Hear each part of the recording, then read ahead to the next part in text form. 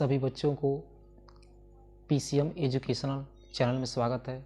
आज हम लोग पढ़ेंगे क्लास 12 का फिजिक्स लेसन फर्स्ट, कूलाम का नियम तथा वैद्युत क्षेत्र। तो सबसे पहले हम लोग इस लेसन में पढ़ेंगे कि आवेश किसके विषय में पढ़ना है। आवेश के विषय में पढ़ना है कि आवेश क्या है।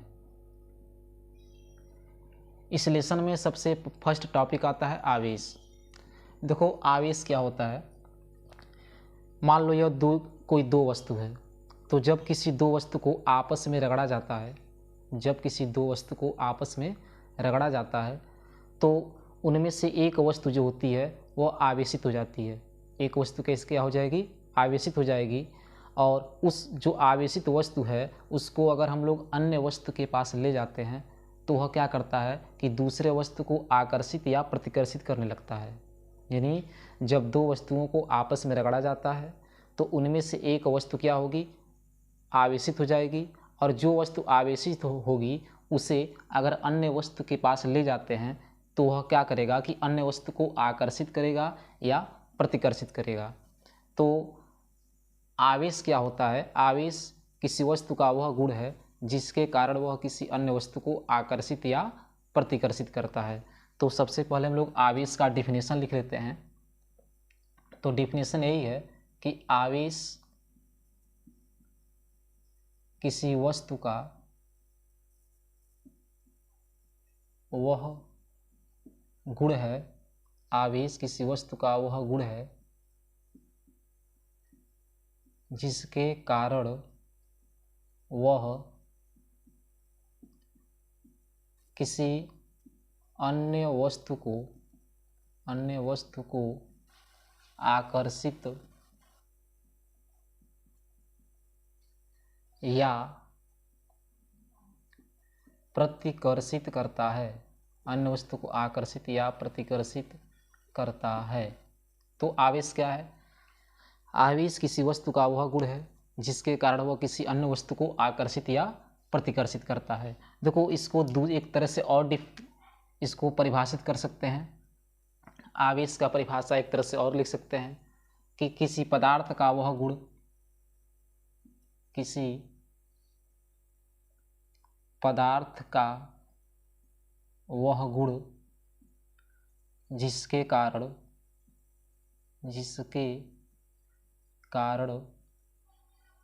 उसमें विद्युत तथा चुंबकीय प्रभाव उत्पन्न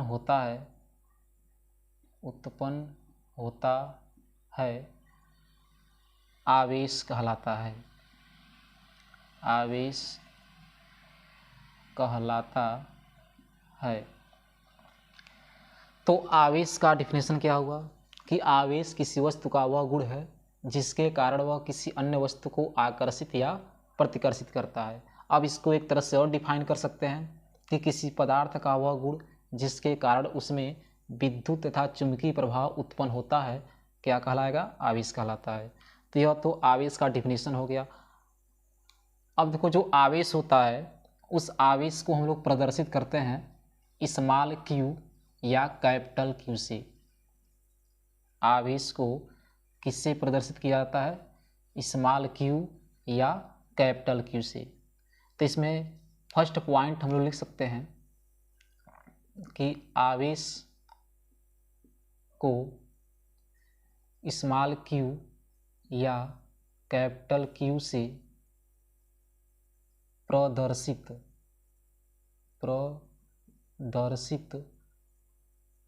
करते हैं। तो आवेश को स्मॉल q या कैपिटल Q से क्या किया जाता है, प्रदर्शित किया जाता है।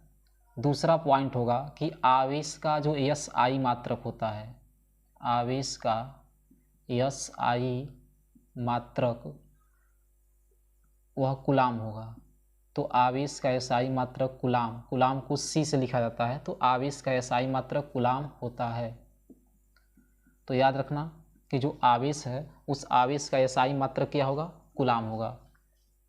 नेक्स्ट पॉइंट हो जाएगा कि आवेश का आवेश का सीजीएस मात्रक, सीजीएस मात्रक, तो आवेश का सीजीएस मात्रक जो होता है वह स्टेट कूलाम होता है, स्टेट कूलाम होता है। तो आवेश का एसआई मात्रक कूलाम हुआ, आवेश का सीजीएस मात्रक स्टेट कूलाम, आवेश का एसआई मात्रक कूलाम और आवेश का सीजीएस मात्रक क्या हुआ स्टेट कूलाम। अब देखो आवेश का एक अन्य भी मात्रक होता है, तो यहाँ आप लिख सकते हैं आवेश का अन्य मात्रक, आवेश का अन्य मात्रक। तो आवेश का अन्य मात्रक जो होता है वो फैराड होता है, आवेश का अन्य मात्रक क्या होगा फैराड। एक फैराड में 96,500 कूलाम होता है। एक आवेश का अन्य मात्रक क्या होगा फैराड होगा, यानी आवेश का सबसे बड़ा मात्रक फैराड होता है जिसमें 96,500 क्या होता है कूलाम होता है। तो आवेश को स्मॉल क्यू या कैपिटल क्यू से प्रदर्शित किया जाता है। आवेश का एसआई मात्रक कूलाम होगा, आवेश का सीजीएस मात्रक स्टेट कूलाम होता है और आवेश का अन्य मात्रक क्या होगा फैराड होगा, और एक फैराड में 96,500 क्या होता है कूलाम होता है। चलो अब जो है हम लोग पढ़ेंगे कि आवेश कितने प्रकार का होता है। क्या पढ़ना है आवेश का प्रकार। तो अब हेडिंग लग जाएगा आवेश का प्रकार। हेडिंग क्या पड़ेगा आवेश का प्रकार। तो देखो आवेश जो होता है वह दो प्रकार का होता है। आवेश कितने प्रकार का होगा दो प्रकार का। पहला होता है धनात्मक धन आवेश, धन आवेश यानी पॉजिटिव चार्ज होगा। दूसरा होता है ऋण आवेश, ऋण आवेश यानी निगेटिव चार्ज हो गया। तो आवेश कितने प्रकार का हो गया दो प्रकार का, एक हो गया धनावेश और एक क्या हो गया ऋण आवेश हो गया। यानी जब किसी दो वस्तु को आपस में रगड़ा जाता है, जब किसी दो वस्तु को आपस में रगड़ा जाता है तो उनके बीच में धन या ऋण आवेश उत्पन्न होता है। उनके बीच में क्या उत्पन्न होगा, जब दो वस्तु को आपस में रगड़ा जाएगा तो उनके बीच में धन या ऋण आवेश उत्पन्न होता है। तो धन या आवेश और ऋण आवेश का नाम सबसे पहले कौन वैज्ञानिक रखा था, एक वैज्ञानिक था अमेरिका का जिसका नाम था फ्रैंकलिन। फ्रैंकलिन ने सन 1750 में, फ्रैंकलिन ने सन 1750 में यह नाम रखा था कि आवेश धनावेश दो प्रकार का होगा, एक धनावेश होगा एक क्या होगा ऋण आवेश होगा। तो धनावेश और ऋण आवेश का नाम, धनावेश और ऋण आवेश का नाम सबसे पहले इस पृथ्वी पर, इस पूरे पृथ्वी पर सबसे पहले धनावेश और ऋण आवेश का नाम कौन रखा था फ्रैंकलिन ने। कब रखा था 1750 में। कहाँ का रहने वाला था अमेरिका का।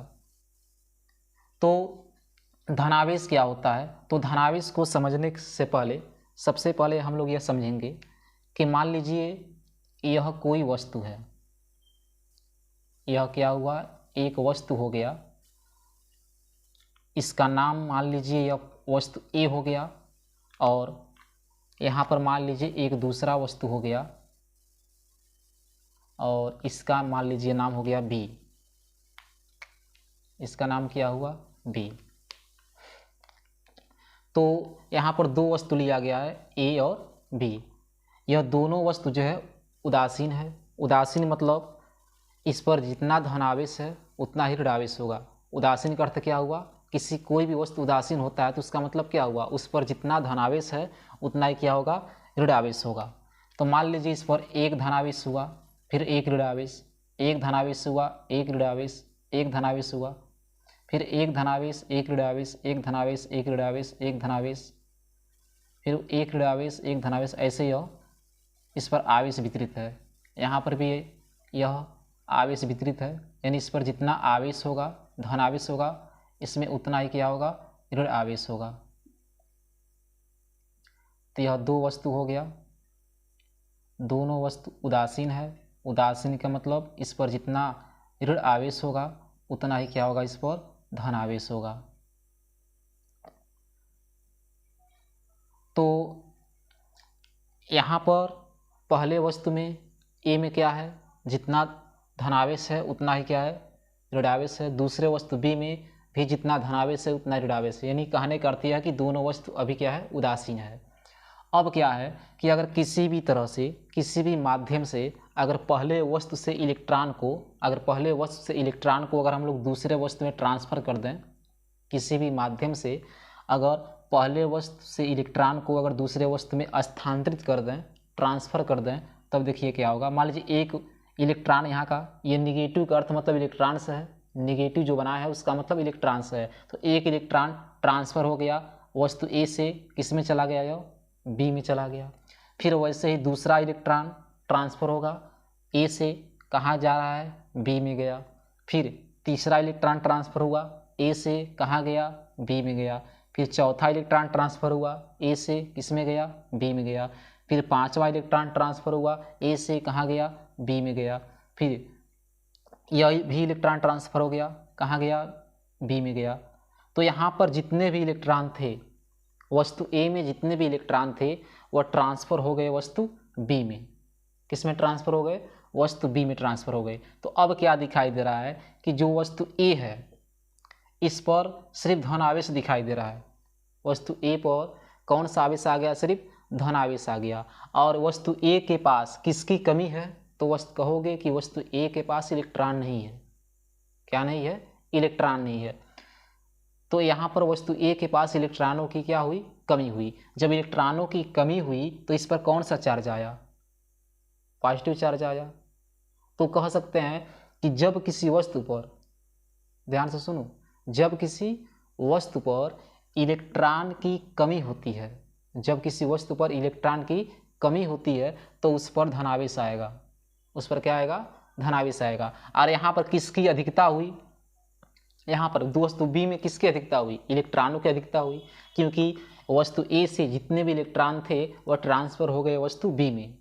वस्तु ए में जितने भी इलेक्ट्रॉन थे वह कहाँ ट्रांसफ़र हो गए, बी में ट्रांसफ़र हो गए। तो बी में धनावेश की मात्रा कम हो गई और किसकी मात्रा अधिक हुई, तो इलेक्ट्रॉन की मात्रा अधिक हुई।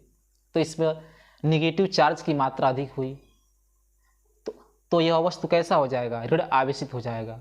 कैसा होगा, ऋण आवेशित होगा। ऋण आवेशित क्यों होगा, क्योंकि वस्तु ए से जितने भी इलेक्ट्रॉन थे वह ट्रांसफ़र हो गए वस्तु बी में। तो वस्तु बी में ट्रांसफ़र हो गए तो वस्तु बी में किसकी मात्रा ज़्यादा हुई, इलेक्ट्रॉनों की मात्रा ज़्यादा हुई। तो वस्तु बी जो है वह कैसा हो जाएगा, ऋण आवेशित हो जाएगा। तो वस्तु ए में इलेक्ट्रॉनों की कमी था तो वह धनावेशित हो गया, और वस्तु बी में क्या हुआ, इलेक्ट्रॉनों की अधिकता हुआ तो वह क्या हो गया, ऋण आवेशित हो गया। तो कह सकते हैं कि किसी वस्तु पर इलेक्ट्रॉनों की अधिकता के कारण उत्पन्न आवेश को क्या कहा जाएगा, ऋण आवेश कहा जाएगा। और किसी वस्तु पर इलेक्ट्रॉन की कमी के कारण उत्पन्न आवेश को क्या कहा जाएगा, धनावेश कहा जाएगा। तो अगर किसी वस्तु पर धनावेश है तो उसका मतलब ये हुआ उस वस्तु पर इलेक्ट्रॉन की क्या होगी, कमी है। और अगर कोई वस्तु ऋण आवेशित है तो इसका मतलब ये हुआ कि उस वस्तु पर इलेक्ट्रॉन की क्या है, अधिकता है। तो चलो हम लोग अब इसका डिफिनेशन लिख लेते हैं। तो अभी क्लियर हुआ है कि ऋण आवेश, धनावेश किसे कहा जाएगा। तो धनावेश किसे कहेंगे कि किसी वस्तु पर, क्या लिखोगे, किसी वस्तु पर इलेक्ट्रॉनों के कमी के कारण, किसी वस्तु पर इलेक्ट्रॉनों के कमी के कारण उत्पन्न आवेश को, उत्पन्न आवेश को धनावेश कहते हैं, धनावेश कहते हैं।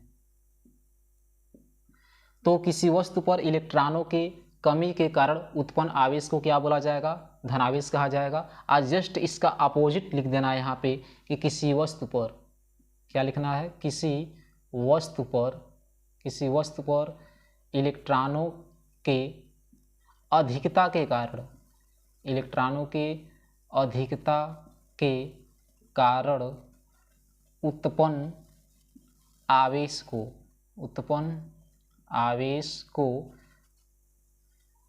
ऋण आवेश कहते हैं, ऋण आवेश कहते हैं। तो अगर किसी वस्तु पर इलेक्ट्रॉन की कमी है तो वह धनावेशित होगा वस्तु। अगर किसी वस्तु पर इलेक्ट्रॉन की अधिकता है तो वस्तु कैसा होगा, ऋणावेशित होगा। देखो इसका एग्जाम्पल क्या होगा, इसका एग्जाम्पल में क्या लिख सकते हैं, इसका एग्जाम्पल यही होगा कि एक कांच की छड़ लेना है और कांच की छड़ को रेशम के कपड़े से रगड़ना है। कांच की छड़ को, यानी जब किसी कांच की छड़ को रेशम के कपड़े से रगड़ा जाता है तो कांच की छड़ से इलेक्ट्रॉन निकलकर रेशम के कपड़े पर ट्रांसफर हो जाते हैं। यानी जब किसी कांच की छड़ को रेशम के कपड़े से रगड़ा जाता है तो कांच की छड़ से इलेक्ट्रॉन निकलकर रेशम के कपड़े पर चले जाते हैं। तो कांच के छड़ कैसे क्या हो जाती है, धनावेशित हो जाती है। धनावेशित क्यों होगी, क्योंकि कांच के छड़ में जितने इलेक्ट्रॉन थे सभी इलेक्ट्रॉन कहाँ चले गए, रेशम के कपड़े पर चले गए। तो इसलिए कांच की छड़ क्या हो जाएगी, धनावेशित हो जाएगी। तो इसके एग्जाम्पल में लिख सकते हैं, इसके एग्जाम्पल में क्या लिखेंगे कि जब एबोनाइट की छड़ को, कौन सी छड़ बोला जा रहा है, एबोनाइट, जब एबोनाइट की छड़ को बिल्ली के खाल से रगड़ा जाता है, जब एबोनाइट की छड़ को बिल्ली के खाल से रगड़ा जाता है तो बिल्ली के खाल से इलेक्ट्रॉन निकलकर एबोनाइट की छड़ पर चले जाते हैं। बिल्ली के खाल से इलेक्ट्रॉन निकलकर एबोनाइट के छड़ पर चले जाते हैं, जिसके फलस्वरूप एबोनाइट की छड़ ऋण आवेशित हो जाती है। तो ऋण आवेशित क्यों हुआ है एबोनाइट का छड़, क्योंकि बिल्ली के खाल से जो इलेक्ट्रॉन थे वह निकलकर कहाँ चले आए, एबोनाइट के छड़ पर चले आए। तो एबोनाइट के छड़ पर इलेक्ट्रॉनों की क्या हो गया, अधिकता हो गया। तो उस पर कौन सा आवेश उत्पन्न होगा, ऋण आवेश, अभी बताया गया एग्जाम्पल। और कांच की छड़ में क्या होगा कि कांच की छड़ को जब रेशम के कपड़े से रगड़ा जाएगा तो कांच की छड़ से इलेक्ट्रॉन निकलकर रेशम के कपड़े पर चले जाते हैं, तो कांच की छड़ के पास इलेक्ट्रॉनों की कमी हो जाती है, जिसके फलस्वरूप कांच की छड़ क्या हो जाती है, धनावेशित हो जाती है। तो यह था आवेश के प्रकार। आवेश दो प्रकार का हो गया, धनावेश हो गया और क्या हुआ, ऋणावेश हो गया। चलिए अब हम लोग पढ़ेंगे कि आवेश का गुण क्या होता है। क्या पढ़ना है, आवेश का गुण। तो देखिए आवेश के गुण पढ़ने से पहले मान लीजिए अगर दो समान प्रकार का आवेश है, यानी प्लस प्लस या माइनस माइनस, दो समान प्रकार का आवेश है, या तो प्लस प्लस हो या क्या हो, माइनस माइनस हो। अगर समान प्रकार का दो आवेश है, दो समान प्रकार का आवेश है, या तो वो दोनों पॉजिटिव हो सकता है या दोनों क्या हो सकता है, निगेटिव हो सकता है। तो अगर दो समान आवेश है तो इसे बोला जाएगा सजातीय आवेश। क्या बोला जाएगा, सजातीय आवेश। सजातीय, स मतलब एक जाति का, यानी एक जाति का मतलब हुआ एक समान। जैसे यह प्लस है तो ये भी प्लस है, यह माइनस है तो ये भी माइनस है, यानी एक जाति का हुआ। जब एक जाति का हुआ तो इसे क्या बोला जाएगा, सजातीय आवेश कहा जाएगा। और अगर मान लीजिए एक पॉजिटिव हो एक निगेटिव हो तो अलग अलग जाति के हो गए, एक प्लस हो गया एक क्या हो गया, निगेटिव हो गया। यह प्लस जाति का है या माइनस जाति का है, तो अलग अलग जाति के हो गए। तो जब दो व्यक्ति अलग अलग जाति के होते हैं तो उससे उन्हें क्या बोला जाएगा, विजाति कहा जाएगा, यानी विजातीय। तो यह प्लस है या माइनस है तो इसलिए इसे बोला जाएगा विजातीय आवेश। कैसा आवेश बोलना है, विजातीय आवेश। यानी समान प्रकार का, कहने का मतलब यह है कि समान प्रकार के आवेश को, समान प्रकृति के आवेश को सजातीय आवेश कहा जाएगा और विपरीत प्रकार के आवेश को विजातीय आवेश कहा जाएगा। अब देखिए जो सजातीय आवेश होता है, सजातीय आवेश में सिर्फ और सिर्फ प्रतिकर्षण होता है। क्या होगा, प्रतिकर्षण, यानी इसमें आकर्षण नहीं होगा। सजातीय आवेश में हमेशा क्या होता है, प्रतिकर्षण होता है। यानी जहाँ पर दो प्लस प्लस दिखे एक दूसरे के पक्का दुश्मन, एक दूसरे से दूर भग जाएंगे। जहाँ पर माइनस माइनस दिखा वहाँ पर भी एक दूसरे के दुश्मन हैं, एक दूसरे को देखते हुए तुरंत क्या होंगे, दूर भग जाएंगे, यानी पास आने की कोशिश नहीं करेंगे। और जहाँ पर अगर एक प्लस आ गया एक माइनस आ गया, जहाँ पर एक प्लस आवेश आ गया एक माइनस आवेश आ गया, तो वह दोनों एक दूसरे के पास आने की कोशिश करेंगे, यानी एक दूसरे के पास आएंगे, तो वहाँ पर होगा प्रतिकर्षण, आकर्षण। क्या होगा वहाँ पे? आकर्षण होगा। तो विजातीय आवेशों में हमेशा होता है आकर्षण। विजातीय आवेशों में हमेशा क्या होगा? आकर्षण होगा। और सजातीय आवेशों में हमेशा क्या होगा? प्रतिकर्षण होगा। तो समान प्रकार के आवेश को सजातीय आवेश और विपरीत प्रकार के आवेश को क्या कहा जाएगा? विजातीय आवेश। और सजातीय आवेशों में प्रतिकर्षण होगा और विजातीय आवेशों में क्या होता है? आकर्षण होता है। तो हम लोग पढ़ने जा रहे हैं कि आवेश के गुण। क्या पढ़ना है? आवेश के गुण। तो हेडिंग लिख लीजिए आप लोग, आवेश के गुण। तो देखिए आवेश के गुण क्या होगा। आवेश का पहला गुण यह होता है कि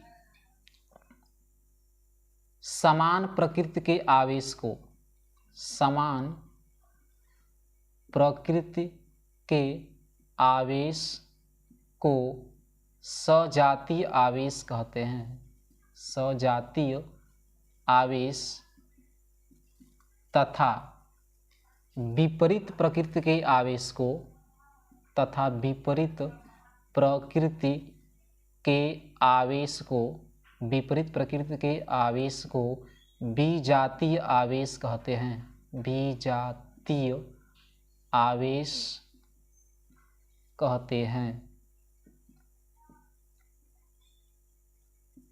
तो समान प्रकृति के आवेश को सजातीय आवेश कहा जाएगा और विपरीत प्रकार के आवेश को क्या कहा जाएगा? विजातीय आवेश। दूसरा इसका गुण होगा कि सजातीय आवेशों में, सजातीय आवेशों में प्रतिकर्षण, सजातीय आवेशों में प्रतिकर्षण तथा विजातीय आवेशों में, विजातीय आवेशों में आकर्षण होता है। आकर्षण होता है। तो अभी बताया गया है कि सजातीय आवेशों में प्रतिकर्षण होगा और विजातीय आवेशों में क्या होगा? आकर्षण होगा। नेक्स्ट पॉइंट लिख सकते हैं हम लोग कि आवेश एक अदिश राशि होता है। आवेश एक अदिश राशि है। अदिश राशि है। तो आवेश कैसा राशि होता है? अदिश राशि होता है। फिर नेक्स्ट पॉइंट हो जाएगा कि आवेश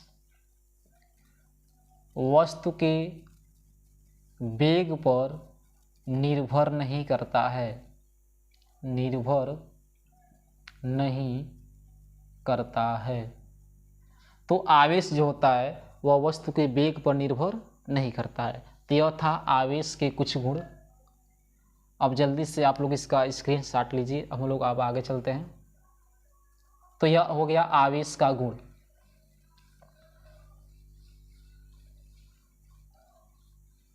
तो अब हम लोग पढ़ेंगे हेडिंग आवेश की बीमा। क्या पढ़ना है? आवेश की मात्रक। पहले मात्रक पढ़ लिया जाए। आवेश की मात्रक तथा बीमा। आवेश की मात्रक तथा बीमा।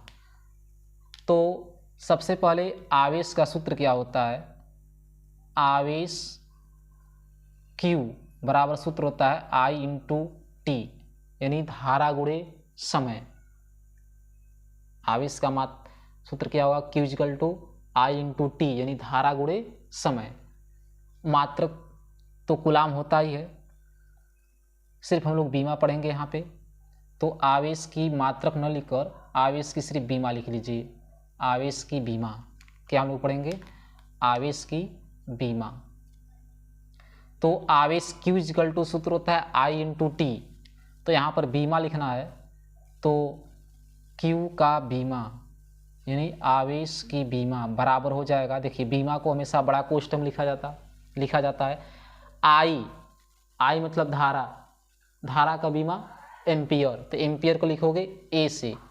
यह T है, स्मॉल टी है, इसका कैपिटल T हो जाएगा। तो इस तरह से आवेश की बीमा क्या हुआ? AT। याद कर लीजिएगा कि आवेश की बीमा क्या होगा? AT।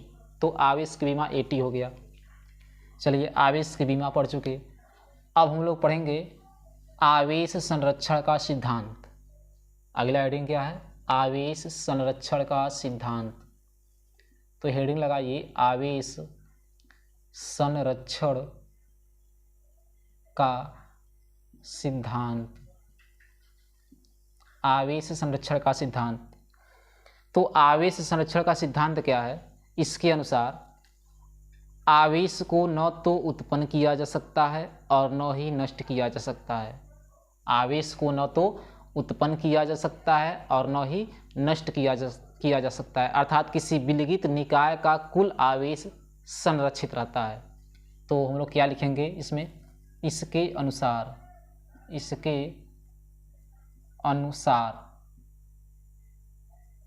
आवेश को न तो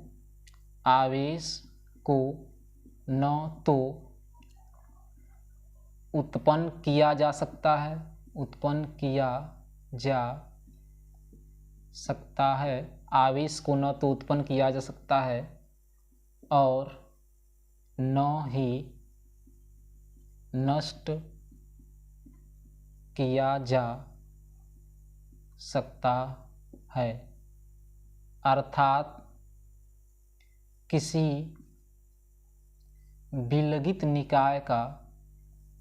विलगित निकाय का कुल आवेश संरक्षित